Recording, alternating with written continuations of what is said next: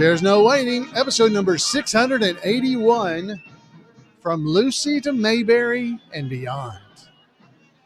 Two Chairs No Waiting is brought to you by folks just like you.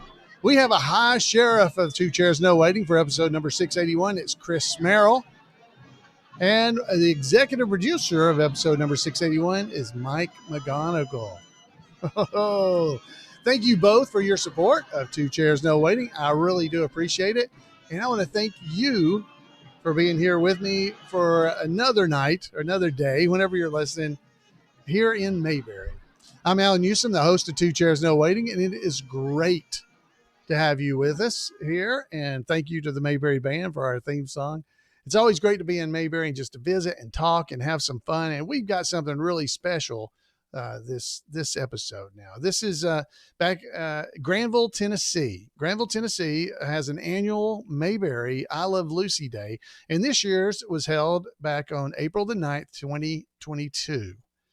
And the special guest for the main event, for the big deal, was a man who played Opie's buddy, Johnny Paul, as well as Little Ricky on I Love Lucy. And man, what a great bridge between those great classic television shows.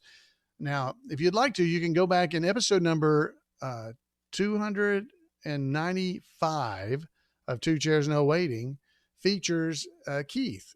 So if you want to go back and listen to that, you're more than welcome. It was recorded at the Mayberry Squad Car Rendezvous back in 1995. And so we spent about 25 minutes or so talking to Keith in that episode.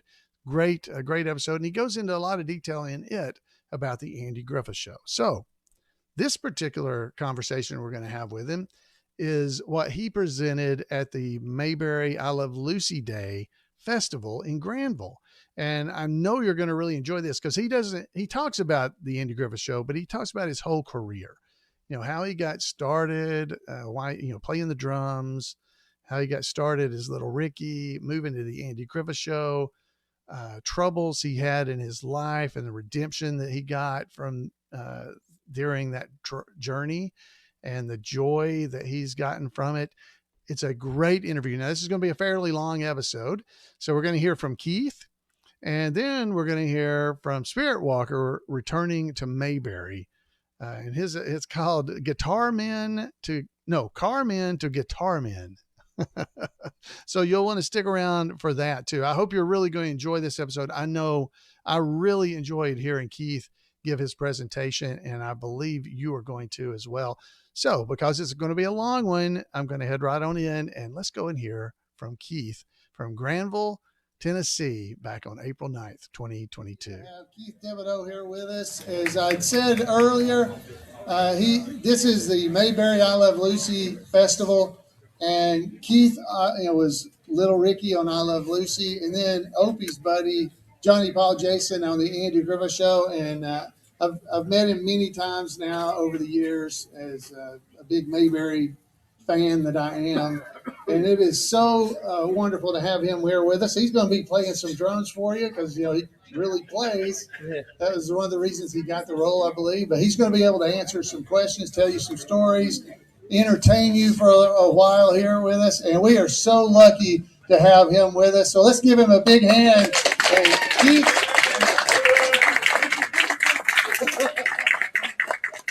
Oh gosh, thank you, Alan. Hey, let's give Alan and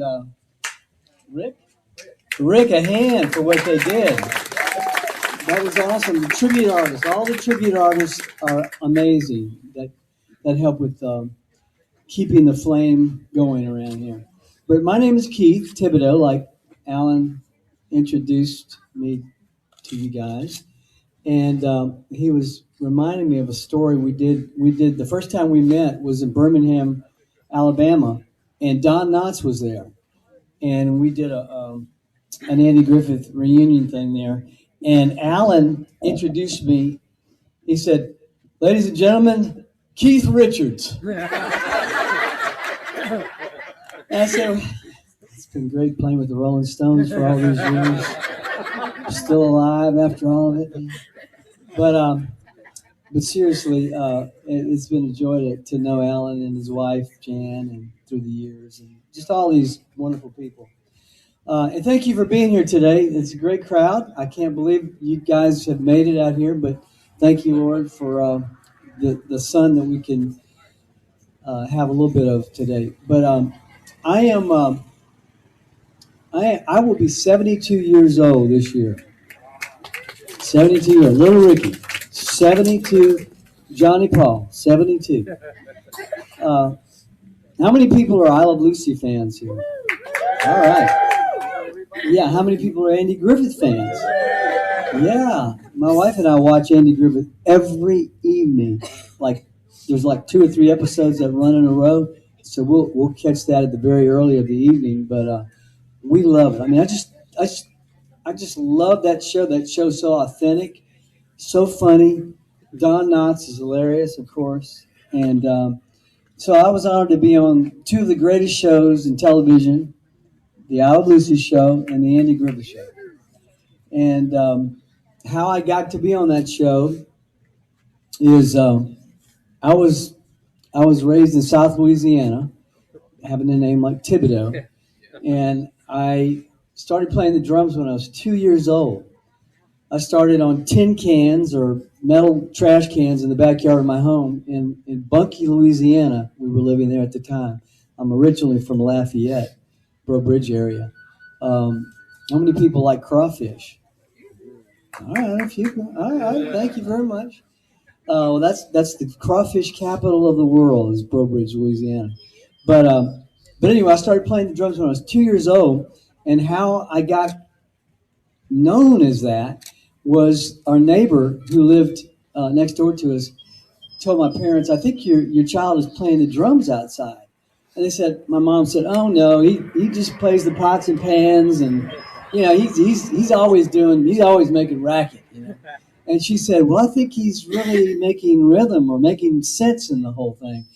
And so they got me a little toy drum, and my mom and dad bought me a small drum, and it was a toy, and I broke it, and then eventually I said, "Dad, I want a real drum."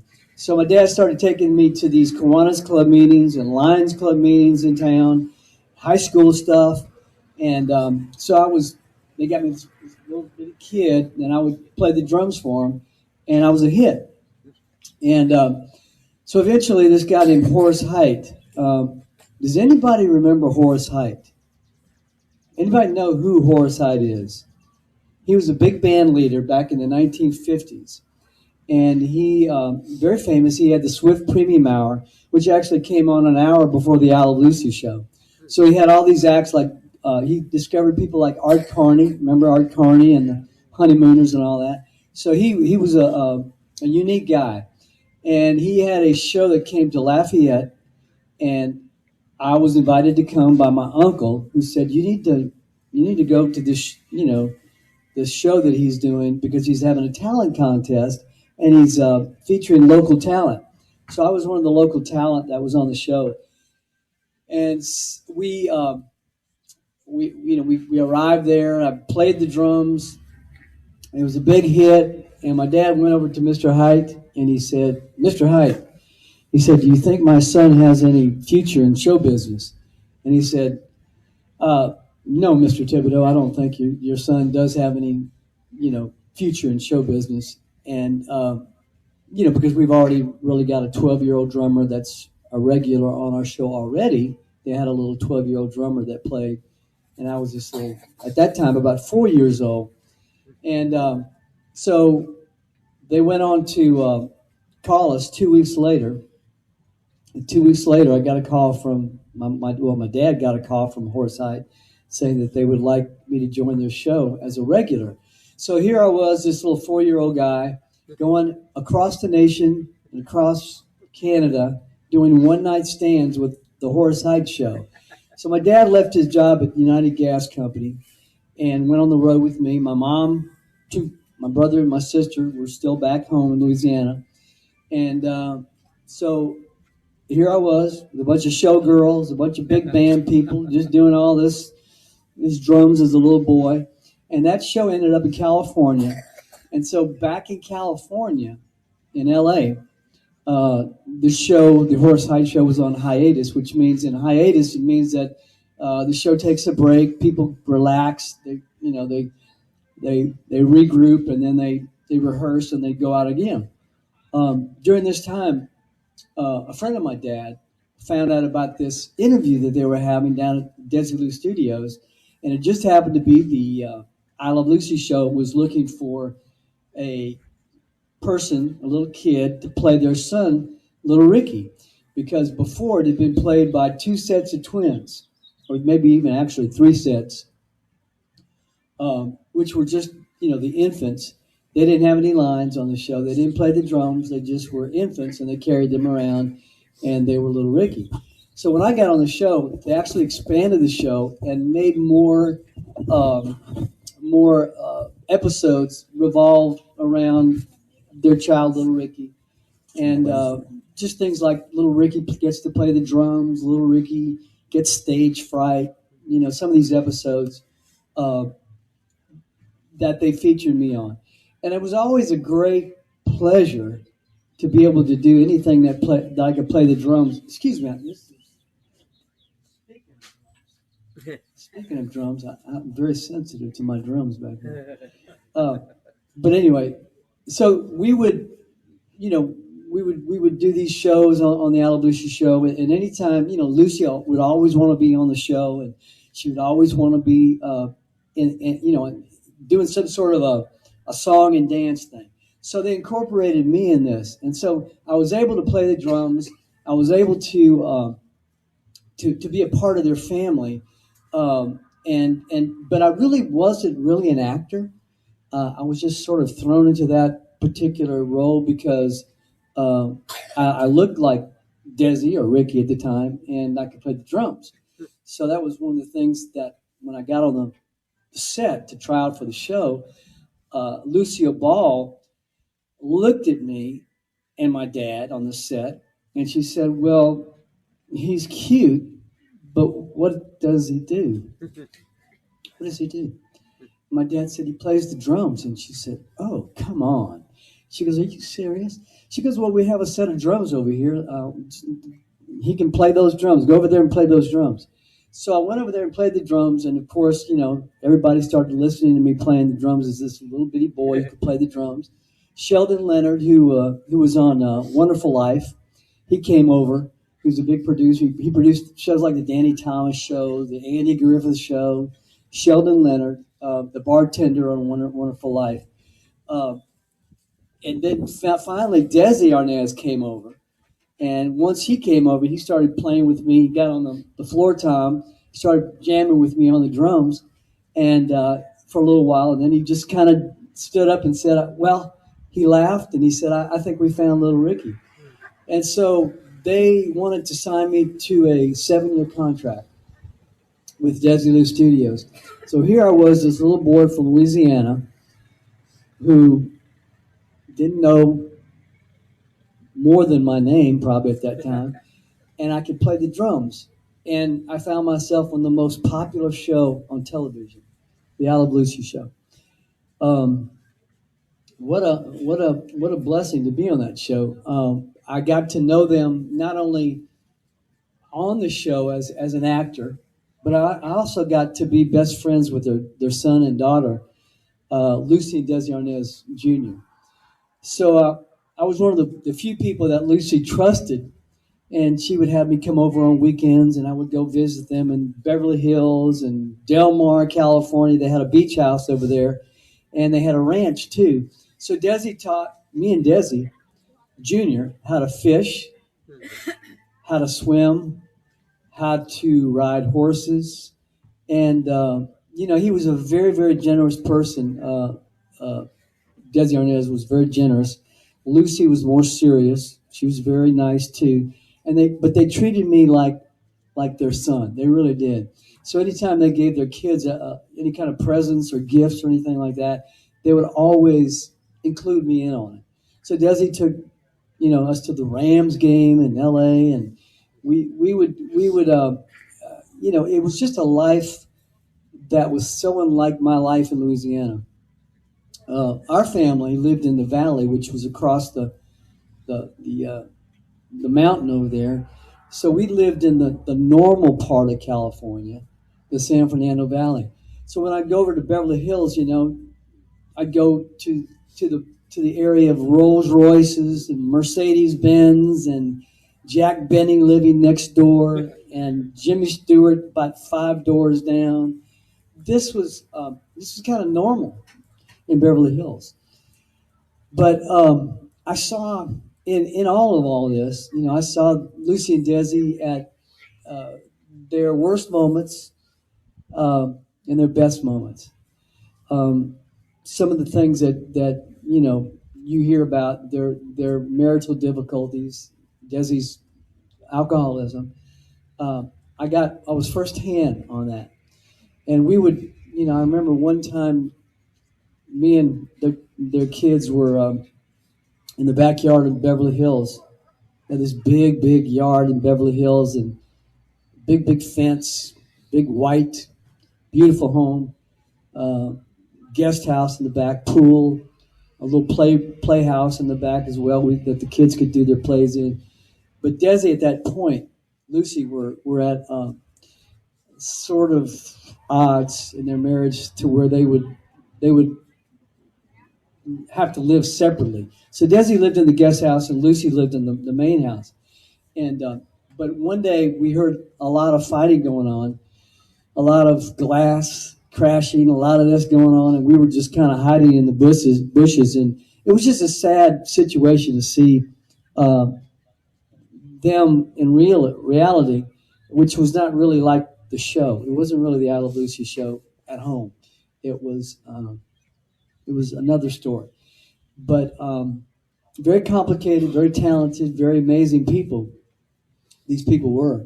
And I was amazed that I was able to be around these guys, but I was always in awe of these people.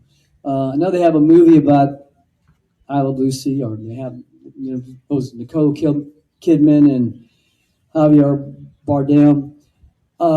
People ask me, what do I think of that movie? And I said, well, I mean, I find it hard to even connect with that movie because I actually lived that whole thing with them.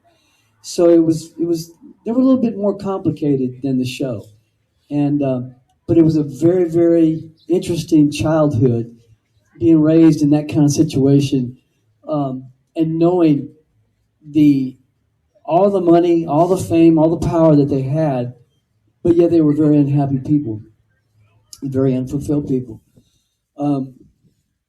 So where to go from there? They got to the point where they were unable to work with one another on the show. So I was told by my dad that the show had ended. We did our last show. It was a show with Ernie Kovacs. It was an hour-long show, and one of the Lucy Desi comedy hours. And so my dad, as we were driving back, he said, well, Keith, you're out of a job. And I said, really? 9 years old? Here I was, this 9-year-old, out of work, little actor, and I didn't know what to do with myself. So I went to the unemployment line, collected $65 a week, and I hated it because I was this little kid who just wanted to play baseball and football and just be normal, and I was standing with a bunch of unemployed actors and actresses and receiving a boring $65 check. But soon thereafter, the light shone, and I was able to secure a job with the Andy Griffith Show. And they called me and they said, we want you to play Johnny Paul or whatever. So I said, great, And so I had a smaller part on the Andy Griffith Show, Johnny Paul Jason, of which I really love. I love being Johnny Paul. I love that show. I love being a part of it. It was just like it was, the show was just like it was that you see. I mean, it was just a down-home show.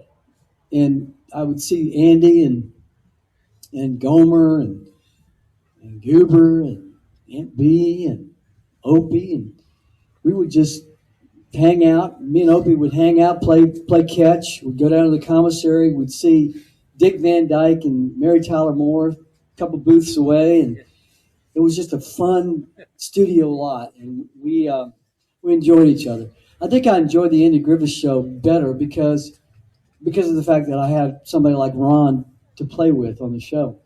And he was one of the nicest kids in Hollywood. I'd been, with a bunch of kids and worked with a bunch of kids in Hollywood, but he literally was not your stereotypical Hollywood child actor. So I very much enjoyed that. And unfortunately, my mother and dad had marital difficulties. My dad went out on my mother and was having an affair with a secretary at another studio. He had actually gotten a job at Desilu Studios. He was working with George Murphy, the famous actor, who was head of public relations there. And so he worked under there, and he'd go and hobnob and have dinners and entertain people, in public relations for Desilu Studios. He met this young, beautiful, blonde-haired secretary, young, and ended up having an affair with her, and eventually had a child with her. She was pregnant. My mother found out about it one Christmas when we were going to get Christmas presents for our brothers and sisters, my brothers and sisters, and we basically dissolved as a family at that point. And I was the oldest of 6 kids, and it really hit me really strong about this time. I was 15 years old. How many people have come from broken homes in this place? Anybody come from broken homes? Raise your hands. Yeah. It's not a fun situation. It felt like my whole life was over with when my dad left my mom, and we had to move to Louisiana, which we were taken in by my aunts and uncles, and they took us in until my mother could find a job, because she was just basically a homemaker watching kids.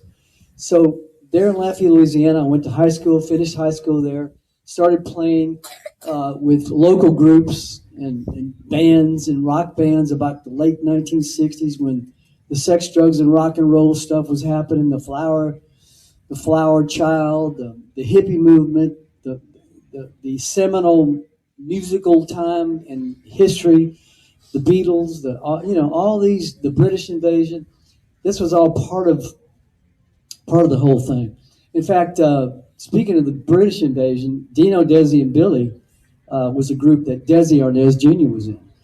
It was a pop group that Frank Sinatra helped them get started. And I actually sat in for Desi one night at a party in Truesdale Estates, which is a very, very ritzy area of Hollywood. And it was a big producer's home. And so Desi had injured himself in a surfing accident. He said, well, Keith can play. So I ended up playing that evening, sitting in for Desi as Dino, Desi, and Billy, and got to spend the night at Dean Martin's house. And that was a bit of a trip there to do that. Sat around just eating dinner with Dean Martin, and it was pretty amazing. But so in Louisiana, playing with rock bands and whatnot, started getting into smoking and drinking, and finally started doing LSD and just about any kind of drug you can think about. I did, because my friends did it, and I participated in that until I was, probably in my early 20s. But I met a group called David and the Giants during this time when I was 16 years old in Biloxi, Mississippi. They were the house band at a Vapors Club, which was a big Vapors Club, which had acts like Jimi Hendrix and Little Richard and people like that. And they were there, and they were the house band. And so my manager for the little band I played with in Louisiana, we asked, to sit in with David and the Giants so that they could try my band out. So I went up there and started playing drums with David and the Giants, and they just looked at me and said, well, this kid's not going to be able to play the drums. Because I was always short for my age, like I still am short for my age. Kind of. Short jokes. We don't do short jokes. But anyway, they were amazed that I could play the drums like I did. And so I ended up having a friendship with this band, David and the Giants, and just for years until now I was 19 years old. And David called me up and said, Keith, love for you to join David and the Giants. And I said, great, because at this time I was on LSD. I was just trying to leave town because I felt like the police were after me. I really just kind of left God in my life and just took a detour. And this detour was terrible. And after playing with David and the Giants for a couple of years, things just got to be worse and worse. And in my life, and I began to have a thing called clinical depression, which is what is sort of talked about now. I didn't know what that was. All I knew was that I was just feeling terrible. I was feeling like I was at the end of my life. I would hear voices in my head telling me to throw myself out of my sports car going 120 miles an hour down the interstate. And I would hear these demonic type things that would just day in and day night, just making things, torturing me. So I went to a roadie in the band, and I said, man, I've had these thoughts that I want to kill myself. And he just kind of was a little shocked, but he said, well, you know what you got to do, Keith? And I said, well, what? He said, you just got to get tough. You just got to pull your boots up and just do it. Just get through it. So it wasn't much help to me, and I ended up really just crying out to God one night, and I was in my waterbed in Laurel, Mississippi, which is where we were living with David and the Giants, and I just cried out to God, and I said, God, if you're real, I know I've made a mess of my life. I did all kinds of things. I got into demonic things. I got into satanic things. I dated witches.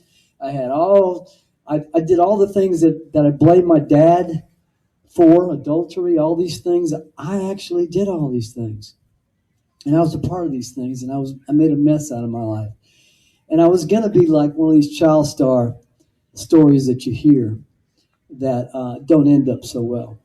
I would have been, if it wasn't for God in my life, I would have ended up just either dead or in a mental institution. One of those two things. And I would have been long forgotten. But because of his mercies, he heard me that night. I said, God, if you're real, save me out of this mess that I made in my life, and I'll serve you. And 2 weeks later, my mother invited me to a meeting. We were raised Catholic. I was invited to a Catholic charismatic meeting, which is basically people looking for a deeper walk with the Lord and for healing and other things that were happening at that point in the name of Jesus. And anyway, to make a long story short, I had a vision of Jesus which really changed my life. And I talk about it in a book I wrote, Life After Lucy, which was published back in 1994. And I talk about the Al Lucy Show, and I talk about the Andy Griffith Show, and I talk about that too. I don't have any more of those books, but I do have them on Amazon. I don't have them on Amazon, but you can get them there if you're interested in that. But anyway, so being invited to this Catholic charismatic meeting and having this vision of Jesus, I went back to the band that I was playing with, David and them, and I said, Jesus did a work in my life. And they said, great, wonderful. And they said, that's great. I said, well, look, guys, we got to change our music. We got to change the direction of our music. We've got to play music, we could still play rock and roll, but let's change the lyrics to more godly lyrics. And David looked at me, David looked at me, of David and the Giants, and he said, well, that's good for you, Keith. And I don't know if we'd make any money doing that. This was back in 1974. The Christian music, Christian rock, Christian worship music obviously was not around.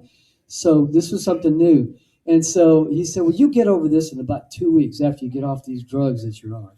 So they just really thought I had a drug experience. But it was a reality of the Lord that touched my life. I repented of my sins during that vision. And the Bible opened up to me. I began to see the light. I began to see that I had a purpose in life. There was a reason for me being in this world, which I'd sort of left behind after, I had all these demonic voices in my head telling me to kill myself. And then I wasn't worth anything. But so anyway, eventually David came to the Lord. The whole band came to the Lord several years later. We became a Christian band, David and the Giants. And then the light of my life, earthly life anyway, came into my life. And it's my beautiful wife, Kathy, who's here today. And we've been married almost 46 years.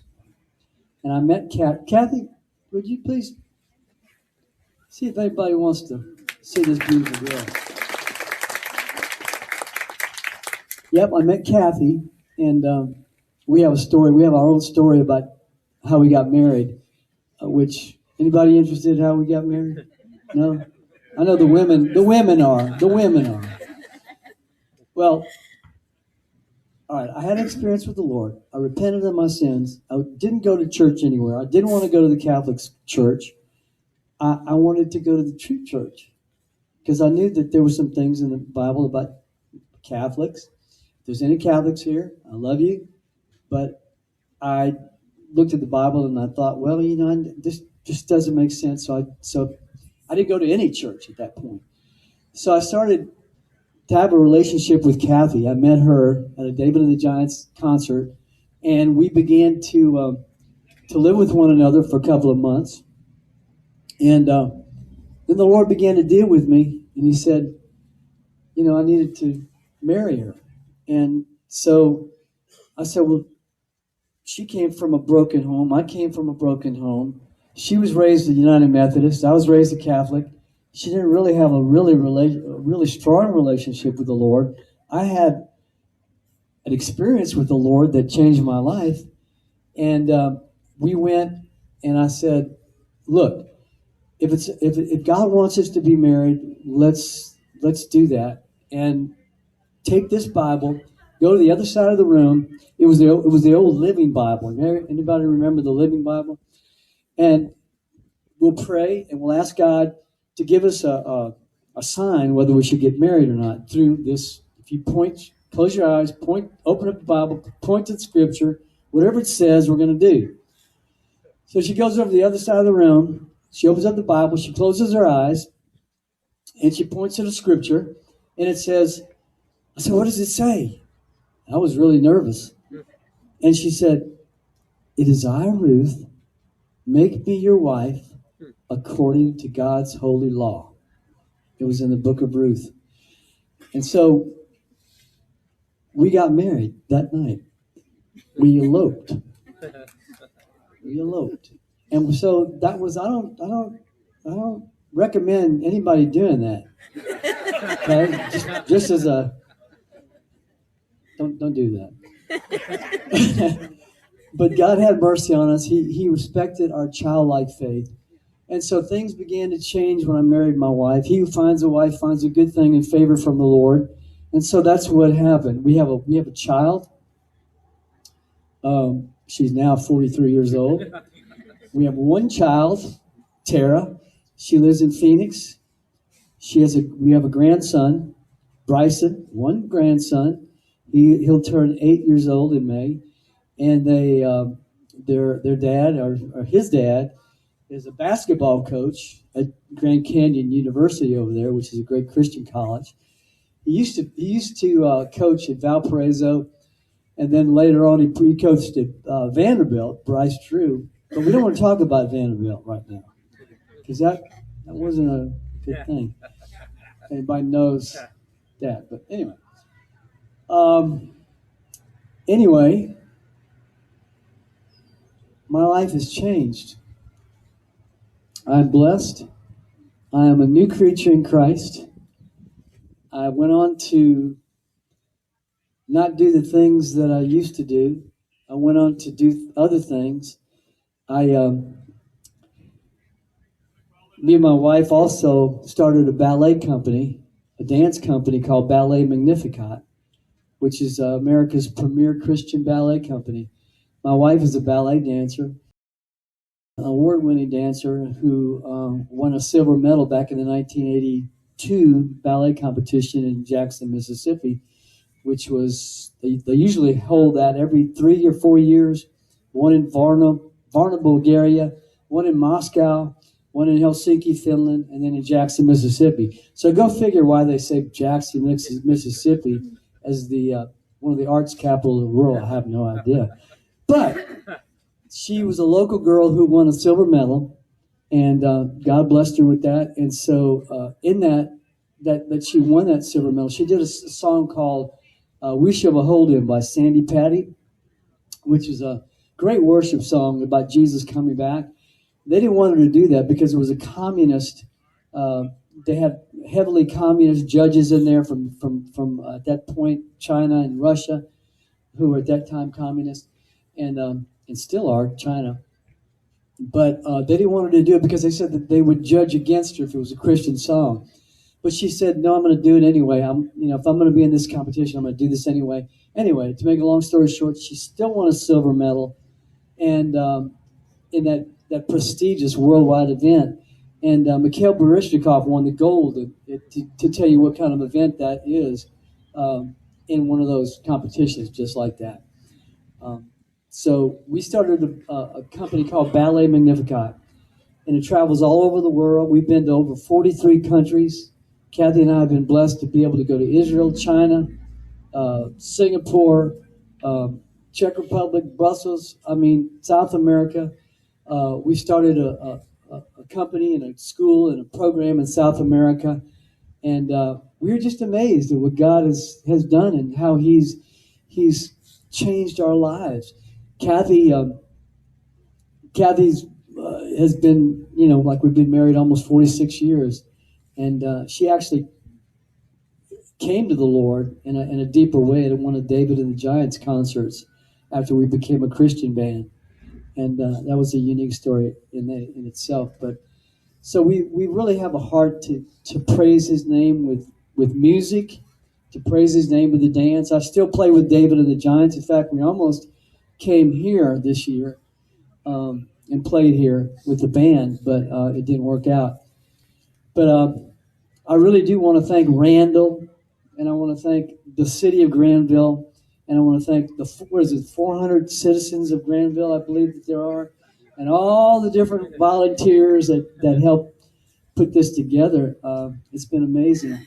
And what a blessing and an honor to be able to still come and do things like this, Andy Griffith Show things, and I Love Lucy show, reunion type things. But you see, I'm the last surviving member of the Lucy Show.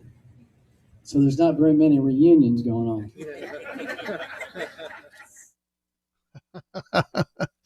So I hope you guys enjoyed that. That is Keith Thibodeaux. I know it was pretty long. This is a long episode, but I didn't want to cut the episode with Keith. I wanted you to be able to see the honesty, his heart that he's putting out there. And I realize it's not all Andy Griffith Show related, but he is a product of the Andy Griffith Show and I Love Lucy and Desi Lou Studios. And it's just, I thought his story really touches your heart. It really goes and does that. So, hey, I just want to thank y'all for sticking it out. So I also want to mention we have a sponsor, obviously, for the Two Chairs No Waiting podcast. And, so it is Weaver's Department Store, folks. I want you to head over to Weaver's Department Store and check it out. And while you're over there, you might want to pick up the I Love Lucy oversized trading card. Yeah, see how I tied that into Keith? You can get that if you enjoy the I Love Lucy show. And while we're talking about other shows, you might want to check out Dreama Denver, the wife of Bob Denver. She has a great book over at Weaver's called Gilligan's Dream, The Other Side of the Island. It's great about Bob Denver and her. So it's definitely something you might want to check out. Just head over to Weaver's department store, and most everything there is Mayberry related, but you might find some stuff that you didn't know about. weaversdepartmentstore.com. So there you go. So hope you guys don't mind that too much. Now we're going to go in here from a Spirit Walker with a returning to Mayberry. So enjoy this. Take it off there, Spirit Walker. Won't you turn on the Andy Griffith Show? Forget all your cares and woes. Sit back, relax, and laugh with friendly folks you know. Take up your fishing pole. Welcome to Returning to Mayberry with special correspondent Spirit Walker from the Andy Griffith Show Esquire Club. Thanks, Randy. Hello, Mayberry Spirit Watchers. Welcome to the Esquire Club, where we are proving that everything returns to Mayberry by taking a person, place, or thing from Mayberry, connecting it to something outside of Mayberry, continuing the connections around until something returns to Mayberry. Now, in our last segment, I did a Spirit Watchers Connections segment in which a Mr. F did 2 connections for us, and the last thing he had returning to Mayberry was George Goober Lindsay. In my last personal segment, the last thing I had returning to Mayberry was also a person, and that being Howard Hessman, who was then billed as Don Sturdy in 2 episodes of the Andy Griffith Show. Now, here's the kicker. Both George Goober Lindsay and Howard Hessman as Don Sturdy appeared in the 22nd episode of Season 8, Goober Goes to an Auto Show. So we're going to start with that segment and connect both my connection and Mr. F's connection to the same person. In Goober Goes to an Auto Show, Goober hooks up with his old friend Roy Swanson at an auto show in Raleigh. The 2 old friends try to outdo each other by bragging about how far each one of them has advanced since they attended trade school together, and in the process, they approach the hot dog counter and buy a hot dog from the counter boy, played by Howard Hessman, of course, billed as Don Sturdy. The actor who played Goober's friend, Roy Swanson, was played by Noam Pitlick. Pitlick was an actor and director born in Philadelphia in 1932. He directed episodes of many popular TV shows like Barney Miller, Taxi, One Day at a Time, Night Court, and Wings. He appeared as an actor in many different shows, including playing both Allied and German characters on Hogan's Heroes. He also appeared in 2 episodes of The Monkees, starring the Prefab Four, Michael Nesmith, Peter Tork, Mickey Dolenz, and Davy Jones. We know now that the Monkees were not a real rock group when the TV show began. In fact, only Nesmith and Tork were real musicians. And for that reason, studio musicians were used to lay down the tracks for the band, and they released their first single, Last Train to Clarksville, months before the first episode of the TV show aired in September of 1966.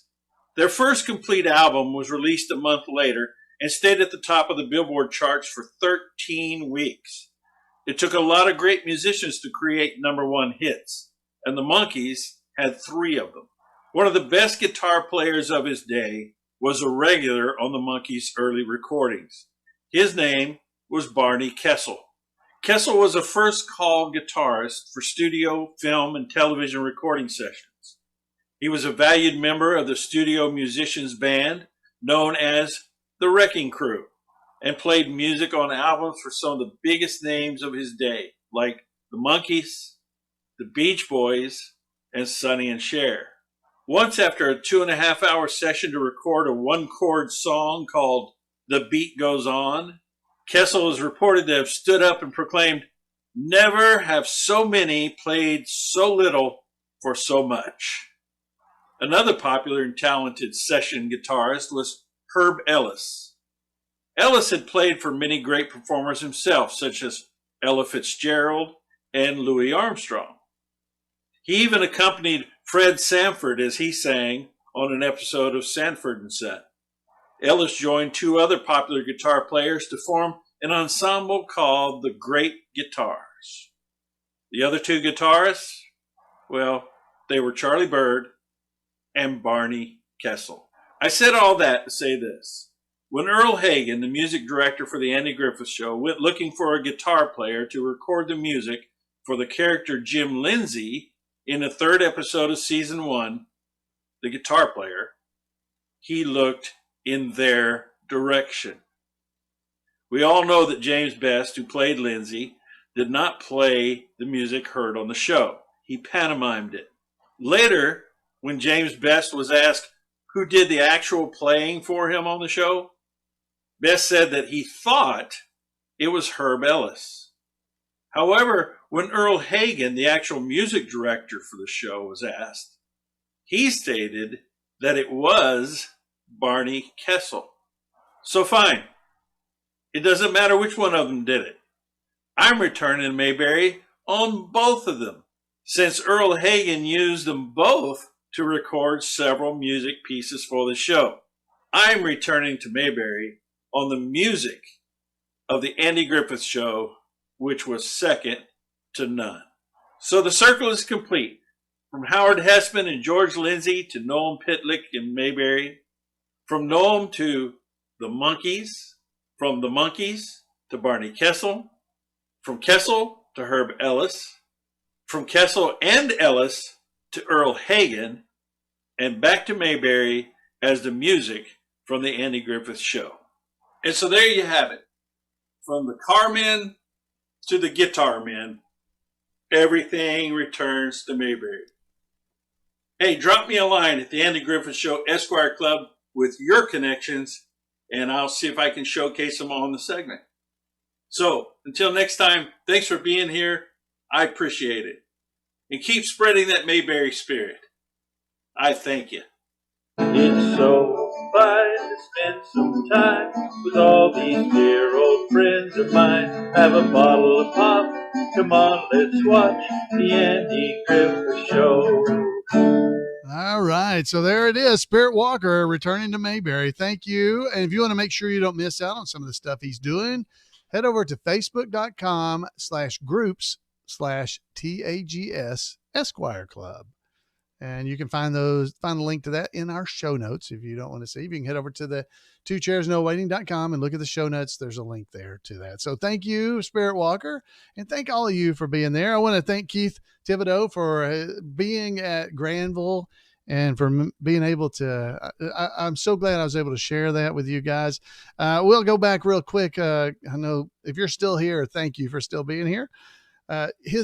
Keith, the reason I called him Keith Richards is because during the run of the Andy Griffith Show, the stage name that Keith Thibodeaux used was Richard Keith. So it was Richard Keith. And I got Richard Keith and Keith Richards in my head. And I said the wrong one when I introduced Keith. And it was at an event in Birmingham, Alabama, in the Birmingham Civic Center with Don Knotts, Keith Thibodeaux, Eleanor Donahue, and I believe the only other one was Betty Lynn. I think there was just the four. But I had to MC it that night because David Browning, who was the Mayberry deputy, Barney, he was unable to attend. It was back in the early 90s, mid-90s when this was. And it was the very first thing I ever had to interview, and I messed up Keith's name on the stage in front of an entire civic center full of people. So, yeah, I have never forgotten that. Keith said, "That was you?" And I said, "Yeah, it was me." He said, "I'd have forgotten who it was." I said, well, "I haven't." That's what I told him. So there you go. So Keith is a wonderful man. I hope you really enjoyed it. And I hope you enjoyed the podcast tonight. I would love to hear from you. you can give me a call at 888-684-8415, or you can email me at floyd@imayberry.com. If you can't remember any of that, head over to twocairsnowaiting.com, and you can figure out how to contact me from there. I love hearing from you guys, and I thank you for staying here, especially if you're still here. And I want to thank all of our Patreon supporters who support the podcast. Thank you very much. Without you guys and the folks that support the show, we wouldn't be here. So I really do appreciate all that you do to keep the show going, and just, it humbles me, and I thank you for your support. So until next time, everybody, have a great Mayberry week, and we'll see you right here on Two Chairs. Good night, everybody.